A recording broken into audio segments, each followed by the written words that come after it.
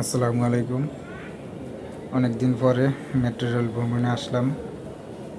এসে বিশাল লম্বা serial, ticket কাটার জন্য সিরিয়ালে দাঁড়ালাম। প্রায় আমার সামনে প্রায় 300 থেকে 400 মানুষ, তার পিছনে মোটামুটি সিরিয়ালে দাঁড়ালাম। টিকিট কাটা শেষ, প্রায় 1 ঘন্টা পর টিকিট পাইছি। প্ল্যাটফর্মে ঢুকলাম। এই যে এটা মতিঝিল থেকে আসছে, উত্তরা যাবে। মতিঝিল থেকে আমার গন্তব্যস্থান 11 থেকে মতিঝিল। শর্টকাটে মোটামুটি যানজট ছাড়া যাওয়া যায়।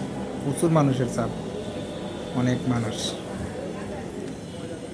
এরা মতিঝিল থেকে আসছে, যাবে উত্তরা। এই যে আমাদের ট্রেন আসতেছে, আমাদেরটা আসতেছে। এটা হলো গিয়া মতিঝিল যাবে। বাংলাদেশ মধ্যমানের দেশ হিসাবে মেট্রো রেলটা ঢাকা, বিশেষ করে ঢাকার মানুষের জন্য মেট্রো রেল অনেক সাশ্রয়ী এবং সুবিধাজনক। যেদিকে যেমন সরকারের লাভ আছে, মানুষের অনেক লাভ উপকার। মোটামুটি প্রতিদৈনিক অনেক মানুষ যাতায়াত করে মেট্রো রেলে। যাক, আজকে আমি মেট্রো রেলের যাত্রা শুনে এলাম।